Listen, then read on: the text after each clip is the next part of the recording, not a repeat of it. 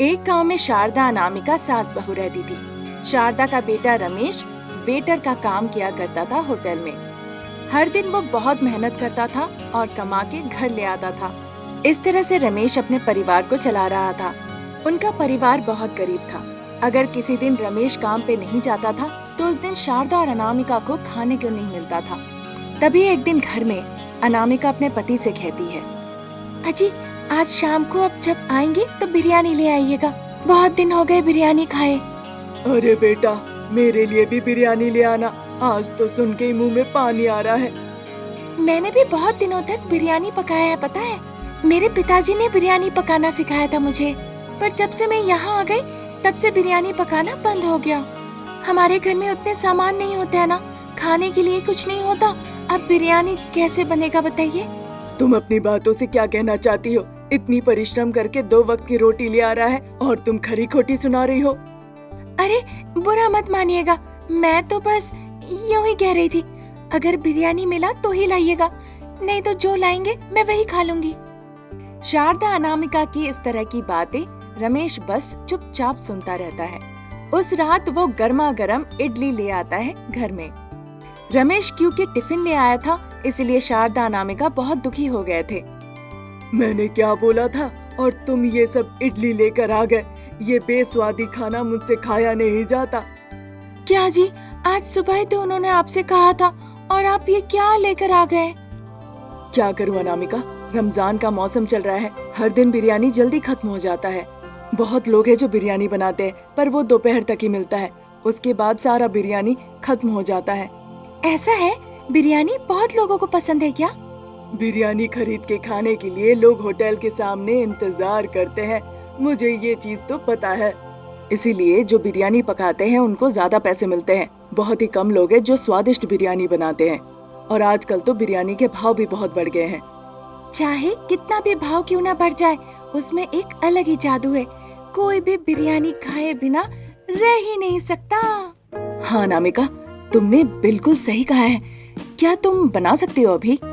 अरे बहुत अच्छे से, पर वो सब सामान तो घर पे नहीं है अभी, फिर मैं कैसे बनाऊं? तुम चिंता मत करो, मैं होटल जाके अभी ले आता हूँ। जो जो सामान बिरयानी बनाने के लिए लगेंगे अभी तुम बिरयानी बनाओ, ठीक है? आप ले आइए, मैं अभी बना देती हूँ। रमेश जाके बिरयानी बनाने के लिए सारी चीजें लेकर आता है। अनामिका जल्दी से गर्मा गर्म बिरयानी बना देती है। बिरयानी खाने के बाद रमेश और शारदा मानो की 7वें आसमान में होते हैं। बिरयानी का स्वाद अति उत्तम था। क्योंकि बिरयानी बहुत ही स्वादिष्ट था, इसीलिए वो दोनों भी बहुत खुश होते हैं। रमेश खुशी से उछलने लगता है। मैं बहुत खुश हूँ अनामिका, कल से ही हम अपना बिरयानी का व्यापार शुरू करेंगे। तुम्हारे बिरयानी के स्वाद से तुम पूरे शहर में फेमस हो जाओगी।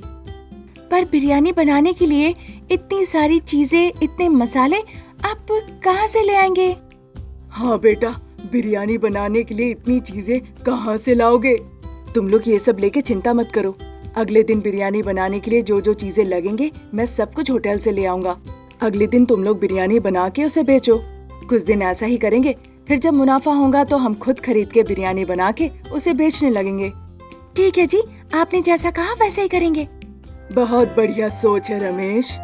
तब से रमेश शारदा अनामिका को बिरयानी बनाने के लिए जो जो चीजें चाहिए था वो सब लाके देने लगा। फिर सास बहू बिरयानी बना के उसे बेचने लगती है। शुरुआत में वो बिरयानी बहुत सस्ते भाव में बेचते हैं। बहुत लोग अनामिका के स्वादिष्ट बिरयानी खाने के लिए आने लगते हैं। महीने भर के अंदर ही उस जगह पे भीड़ लगने लगती है। इतने लोग आते हैं कि वो जगह भीड़ भाड़ वाली हो जाती है। सिर्फ अनामिका का बिरयानी खाने के लिए दूर दूर शहर से लोग आने लगे। ये देखकर शारदा अनामिका बहुत खुश होती है।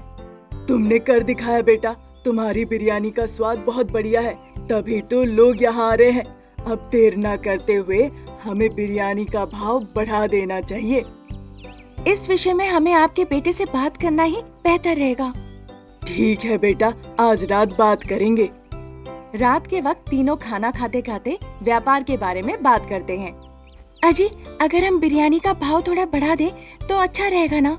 यहाँ सासू माँ अकेले व्यापार संभाल नहीं पा रही है। अगर आप भी हमारे साथ जुड़ते हैं तो बेहतर रहेगा। वैसे भी अब व्यापार में हमें धीरे धीरे मुनाफा हो रहा है। फिर आपको होटल में काम करने की क्या जरूरत है? हाँ अनामिका, मैंने कह दिया कि कल से मैं काम पे नहीं जाऊंगा।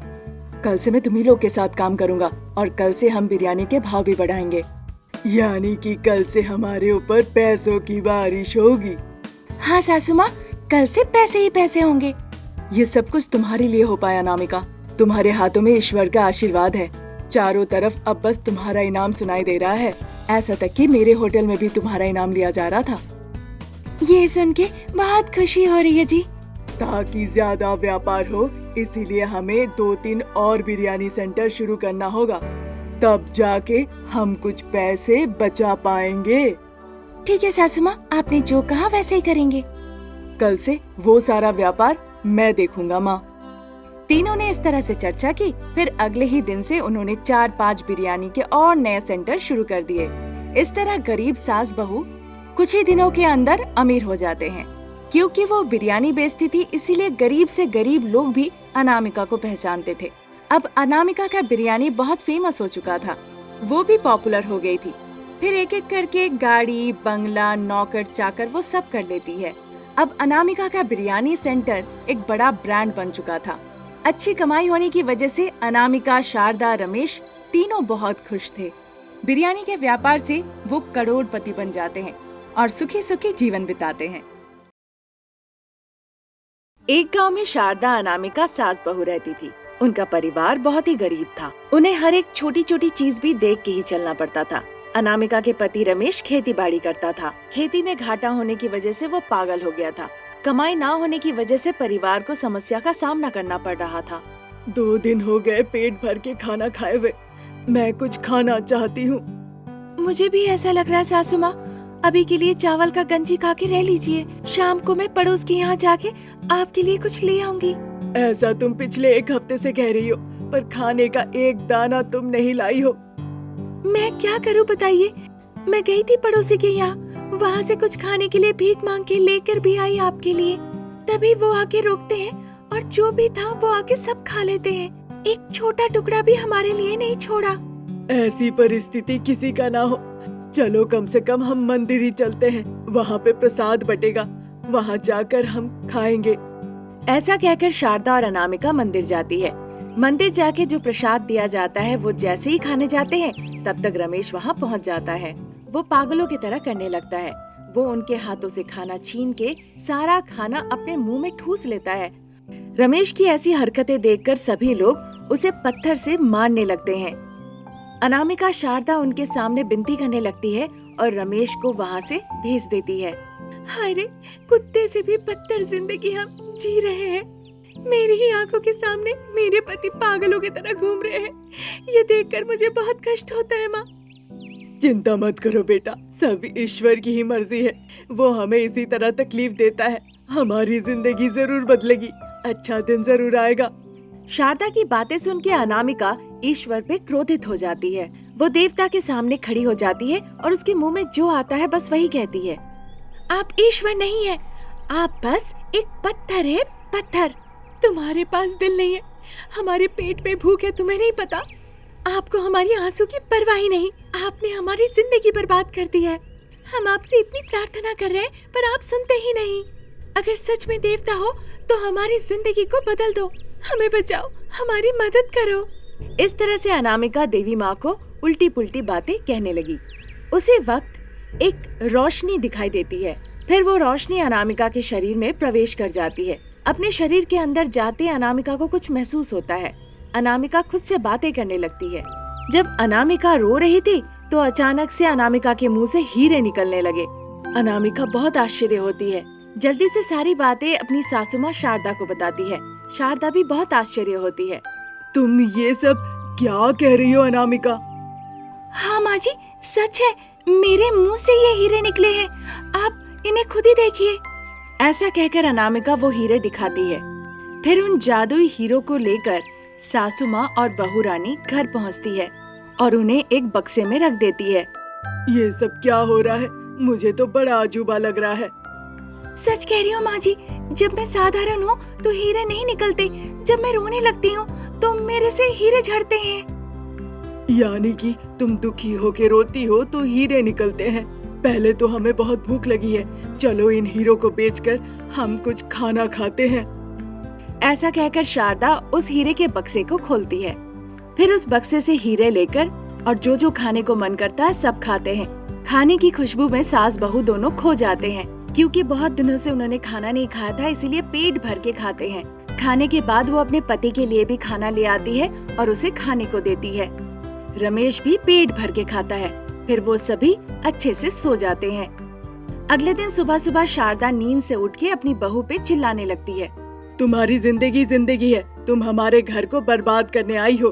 तुम जब से इस घर में आई हो हमारी परिस्थिति ऐसी हुई है। सासू माँ चिल्लाइए मत, मैंने क्या गलती की है? आप क्यों डांट रही है मुझे? गलती करोगी तभी डांटूंगी क्या? तुमको अब जहाँ जाना है जाके मरो। अब बस तुम इस घर से अभी के अभी निकलो। शारदा की ऐसी बातें सुन के अनामिका रोने लगती है।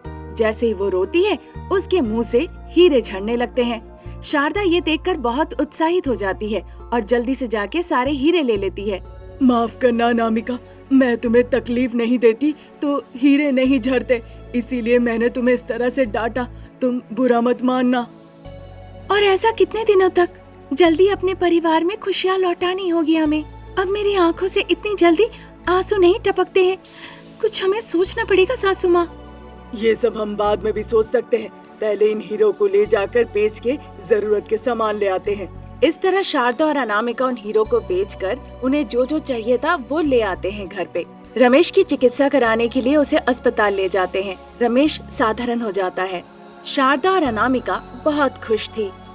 तभी एक दिन रमेश जब अपने खेत से घर लौट रहा था, वो अपने घर के सामने एक घटना देखकर बहुत आश्चर्य हो जाता है। वो देखता है अपनी आंखों के सामने कि अनामिका के शरीर से हीरे टपक रहे हैं और शारदा अपना एक पैर अपनी बहू के गले में रख के उसे दबा रही है। ये देखकर रमेश आश्चर्य होता है और दौड़ के जाता है उन दोनों को अलग करने के लिए। ऐसा क्यों कर रही थी माँ तुम? अनामिका को बहुत दुख हुआ, ये बहुत बड़ी गलती है, ऐसा मत करो। बेटा रमेश, तुम्हें कुछ पता नहीं, इसीलिए तुम चुप ही रहो। माँ, अनामिका पे हाथ उठाओगी तो मैं नहीं मानूंगा। रमेश की ऐसी बातें सुन के अनामिका आके उसे रोकती है। फिर रमेश को अनामिका एक एक करके पूरी कहानी बताती है। कहानी सुन के रमेश बड़ा ही आश्चर्य होता है। बाद में उनकी बातों को वो सच मान लेता है। बाद में शारदा और रमेश दोनों मिलके अनामिका को परेशान करते हैं और तब अनामिका मायावी हीरे देने लगती है। पर अनामिका को इस तरह परेशान करना रमेश को अच्छा नहीं लगता है। बहुत हो गया माँ, हमें जितने हीरे मिले हैं उसी से हम खुशी खुशी अपना जीवन काट लेंगे। अनामिका को इस तरह परेशान करना अच्छा नहीं लग रहा है। हाँ बेटा, मुझे भी बुरा लगता है।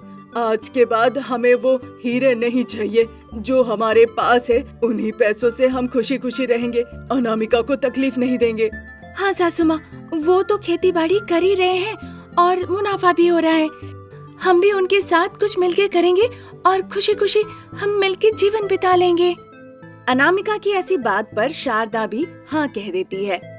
सभी इस बात से बहुत खुश होते हैं। उस दिन से वो परिवार एक साथ मिलके कुछ काम करके खुशी खुशी जीवन बिताने लगे। पर कभी कभी अगर उन्हें पैसों की जरूरत होती थी या फिर किसी को मदद करना होता था, तभी वो बहू के जादुई हीरो का इस्तेमाल किया करते थे। इस तरह ईश्वरी शक्ति वाली अनामिका सभी को खुश करके खुद भी बहुत खुश होती है।